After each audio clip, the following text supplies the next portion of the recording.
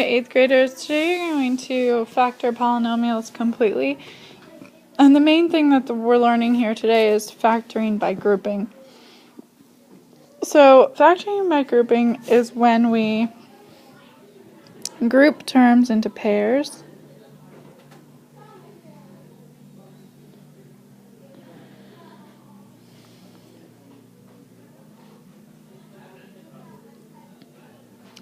So that we can pull out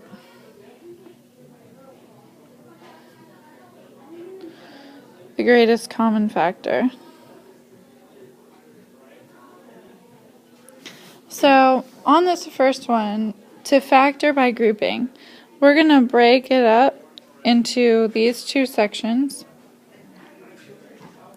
And so I look at this part of my equation, or my polynomial, and I can see that I can pull out a c squared.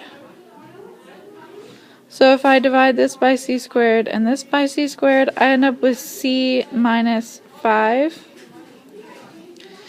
And then over here,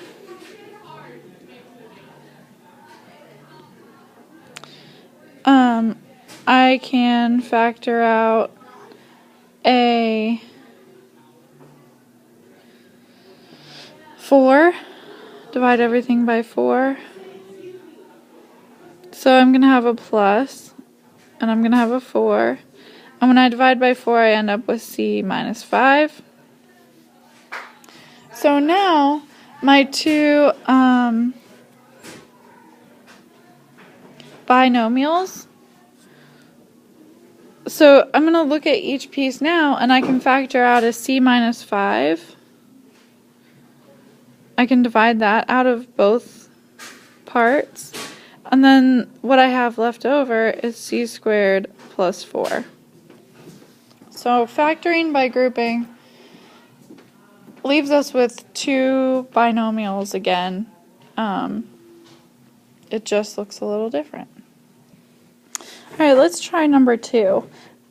We can separate here, and I can pull out a k squared from this first set, and 3k cubed divided by k squared would be 3k. K squared divided by k squared would be 1.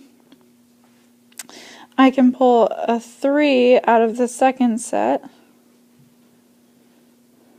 9k divided by 3 would be 3k. 3 divided by 3 is 1.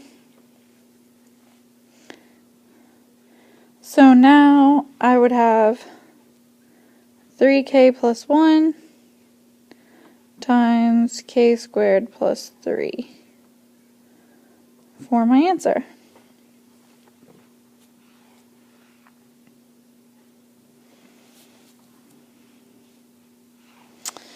On number 3, we can separate here. I can pull out a 4p squared.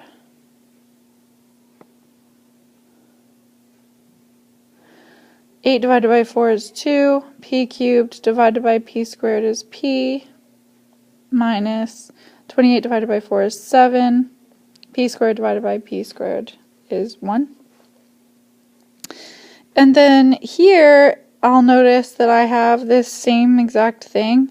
So this would be plus 2p minus 7. And I fill in the 1 there because that's what's going to make my second binomial. 2p minus 7 is going to be my first one.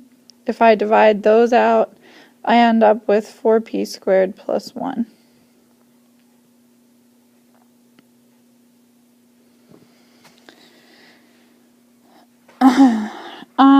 Number 4.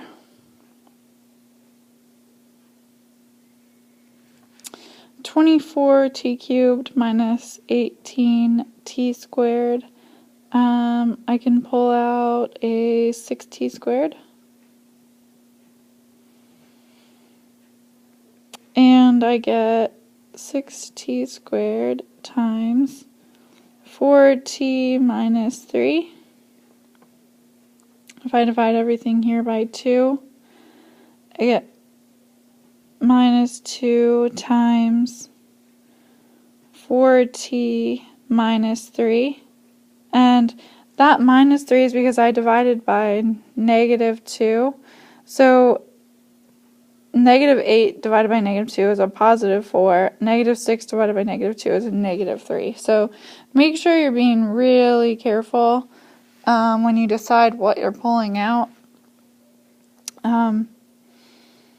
because that will make the difference. And we do want these two things to match. So if you don't pull out the negative 2, you end up with negative 4t plus 3, and those two things won't match. So you have to pull out whatever's going to make them match. So my final answer will be 4t minus 3 times 6t squared minus 2. Alright, on 5, I've added in a second variable, so that complicates things a little. I think you'll find it not too bad though. So we're going to separate still, and I can pull b out of each of those and 8 out of each of those. So b times b divided by b, or ab divided by b would just be a. B squared divided by b would be b. And then if I divide by 8, a divided by 8 would be a. 8b divided by 8 would be b. So my final answer is b plus 8, a plus b. And on number 6, I can divide out y. So y times 3x plus 4. And here I can divide out negative 6. Negative 18 divided by negative 6 would be 3x. Negative 24 divided by negative 6 would be plus 4. And so my final answer is 3x plus 4 times y minus 6.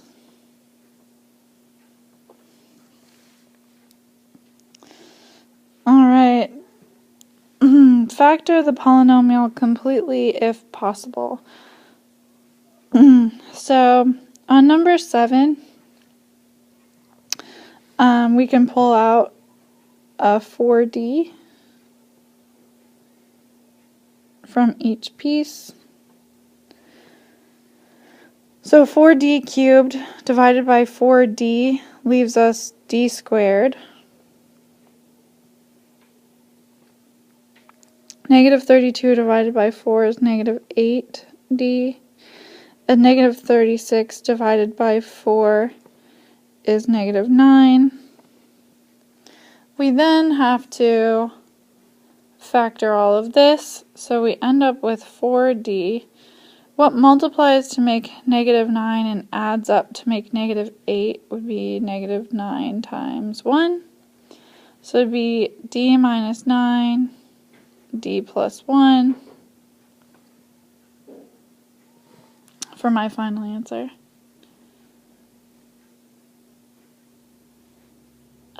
Go ahead and try 8, 9, and 10. You have to factor some thing out of 8 and 10, but number 9 is just number 9, a simple one. And then 11 through 14,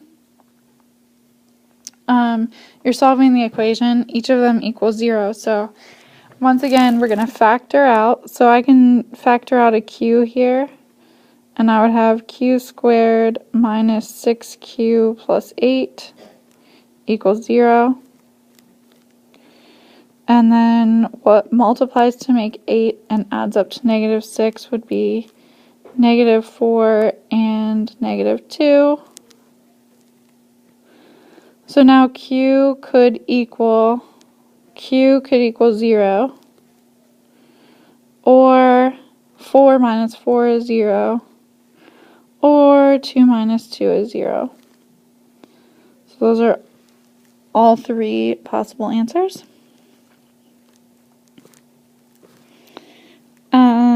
Same thing on number 12. I can factor out an r. And when I do that, I get 6r squared minus 54. Oh, I could factor out more than that.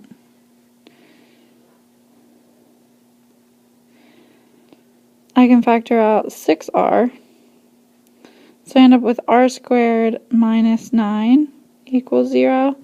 And this was one of my special products. So 6r, r minus 3, r plus 3 equals 0. So r could equal 0, 3, or negative 3.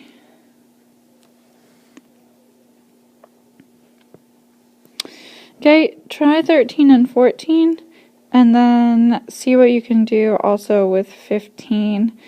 We're just factoring the polynomial to find the length and potential length and width of the soccer field. All right, and try those for homework, and have a great night.